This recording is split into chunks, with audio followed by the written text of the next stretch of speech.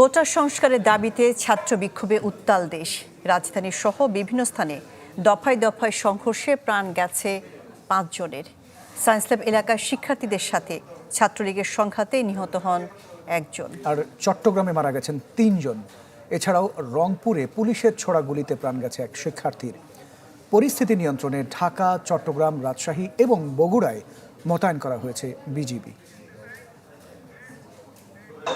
নগদের কাছে সব গ্রাহকই প্রিয়, তাই তো সারা দেশে ক্যাশ আউট চার্জ সবচেয়ে কম।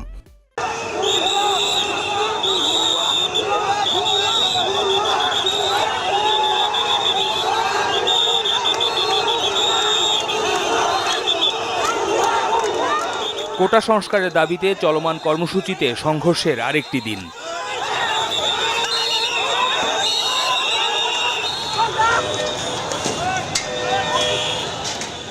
সোমবার ধাওয়া পাল্টা ধাওয়া সংঘর্ষের ঘটনা ঢাকা বিশ্ববিদ্যালয় কেন্দ্রিক থাকলেও মঙ্গলবার তা ছড়িয়ে পড়ে সর্বত্র।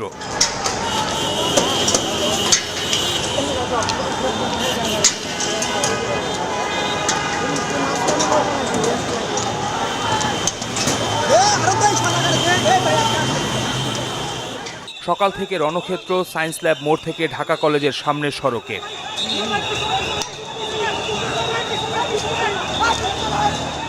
কোটা আন্দোলনকারী আর ছাত্রলীগের মধ্যে হওয়া এই সংঘর্ষে আহত হয়েছেন দুই পক্ষের অনেকে।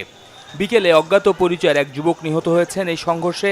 মরদেহ রাখা হয়েছে ঢাকা মেডিকেলের মর্গে।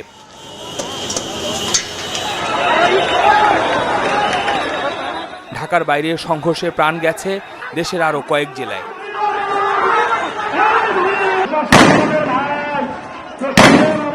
রংপুরে সকালে মহাসড়ক অবরোধ করেন বেগম রোকেয়া বিশ্ববিদ্যালয় সহ বিভিন্ন শিক্ষা প্রতিষ্ঠানের শিক্ষার্থীরা।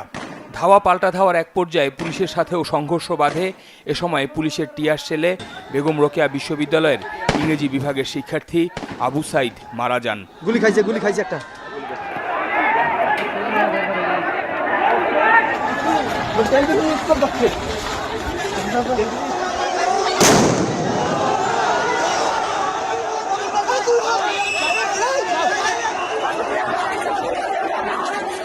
বন্দরনগরী চট্টগ্রামেও চলমান সংঘর্ষে মারা গেছে 3 জন।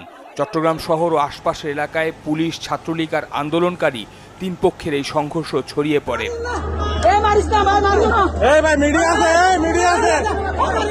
এ সময় বহু মানুষ আহত হয়েছেন। সংঘর্ষের জেরে রাজশাহী বিশ্ববিদ্যালয়ে মোতায়েন করা হয়েছে বিজিবি। বঙ্গবন্ধু হলে অগ্নিকাণ্ডের ঘটনা ঘটে। পুড়ে যায় আসবাব সহ হলের সামনে থাকা মোটরসাইকেল। পাবলিক বিশ্ববিদ্যালয়ের বাইরে এদিন কোটা সংস্কারের দাবিতে রাজপথে নেমেছেন বেসরকারি বিশ্ববিদ্যালয়ের শিক্ষার্থীরাও। ঢাকার বেসরকারি প্রাইম এশিয়া বিশ্ববিদ্যালয়ের ভেতরে প্রবেশ করে পুলিশ।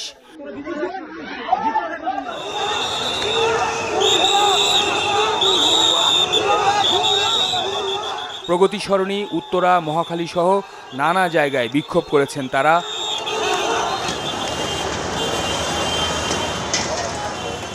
বিকেল নাগাদ পুরো এলাকায় তৈরি হয় রণক্ষেত্র। এ সময় আমতলী থেকে আইসিডিডিআরবি পর্যন্ত পুরো সড়কের 2 পাশে অবস্থান নেন আন্দোলনকারী এবং আইনশৃঙ্খলা রক্ষাকারী বাহিনীর সদস্যরা। সন্ধ্যার দিকে আগুন দেয়া হয় মোটরসাইকেলে এবং মহাখালী পুলিশ বক্সে।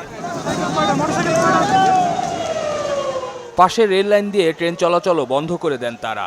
ফলে সকাল থেকে বিকেল পর্যন্ত ঢাকার সাথে সারা দেশে রেল যোগাযোগ বন্ধ ছিল। সংঘর্ষে রেশ পড়েছে মেট্রো রেলের ফার্মগেট স্টেশনেও।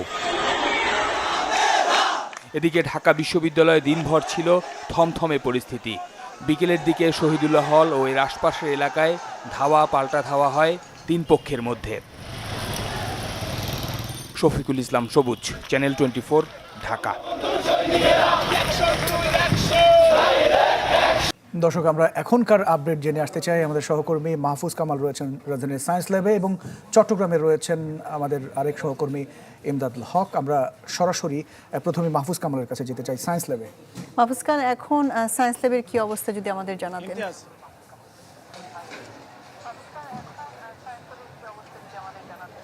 দুপুর 2টার পর থেকে যে অবস্থা বিরাজমান ছিল, ধাওয়া পাল্টা ধাওয়া একই অবস্থা বিরাজ করছে। একদিকে কোটা সংস্কারের দাবিতে সাধারণ শিক্ষার্থীরা আন্দোলন করছে, অপরদিকে ঢাকা কলেজের ছাত্রলীগের নেতাকর্মীরা অবস্থান নিয়ে রেখেছে। কিছুক্ষণ পর পর আমরা যে চিত্র দেখি যে ধাওয়া পাল্টা ধাওয়া এখনও আমরা দেখছি যে এটি অব্যাহত রয়েছে। এর মাঝে সারাদিনে ককটেল বিস্ফোরণের ঘটনা ঘটেছে, গুলিবিদ্ধ হয়েছে অনেকে, আহত হয়েছেন অনেকেই। তো মূলত বলা চলে যে এখন রণক্ষেত্র। আমরা যদি দেখছি যে এই সায়েন্স ল্যাব এলাকায় এই মুহূর্তে আমরা যদি দেখছি ছাত্রলীগের নেতাকর্মীরা ঢাকা কলেজ থেকে পুরো সায়েন্স ল্যাব এই পাশ পর্যন্ত চলে এসছে, আর অপরদিকে সাধারণ শিক্ষার্থীরা এই পাশে অবস্থান করছে। মোটামুটি বলা চলে যে একটু ধাওয়া পাল্টা ধাওয়া, বড় ধরনের একটি ধাওয়া পাল্টা ধাওয়ার ঘটনা এখানে ঘটছে আমরা যেটি দেখছি। মূলত এই মুহূর্তে রণক্ষেত্র, পুরো সায়েন্স ল্যাব এলাকা রণক্ষেত্র। কোটা সংস্কারের দাবিতে শিক্ষার্থীরা একদিকে ধাওয়া দিচ্ছে, ঢাকা কলেজের ছাত্রলীগের নেতাকর্মীরাও ধাওয়া পাল্টা ধাওয়া অব্যাহত রেখেছে। এই পরিস্থিতি আজ দুপুর 2টা থেকে এই সায়েন্স ল্যাব, নিউ মার্কেট এই আশপাশের এলাকায় চলছে। অনেকে আহত অবস্থায়, অনেক শিক্ষার্থীকে আমরা দেখেছি বিভিন্ন হাসপাতালে ভর্তি করা হয়েছে। পুরো এলাকায় যান চলাচল বন্ধ, এবং যে বিষয়টি এখানে বলতে হয়, এটি একটি গুরুত্বপূর্ণ এলাকা। এখানে শিক্ষা প্রতিষ্ঠান, ব্যবসা প্রতিষ্ঠান রয়েছে, হাসপাতাল রয়েছে। জনজীবনে এবং সাধারণ শিক্ষার্থীরা এবং এখানে যারা জীবিকা চলাফেরা করে তাদের বেগ পেতে হয়েছে চলাফেরা করার ক্ষেত্রে। আর আইন শৃঙ্খলা বাহিনীর উপস্থিতি নেই বললেই চলে। দুপুর থেকে এখানে যারা স্থানীয় বাসিন্দারা রয়েছেন তারা বলছেন যে এলাকার নিরাপত্তা ও সার্বিক পরিস্থিতি নিরাপত্তায় আইন শৃঙ্খলা বাহিনীর হস্তক্ষেপ প্রয়োজন।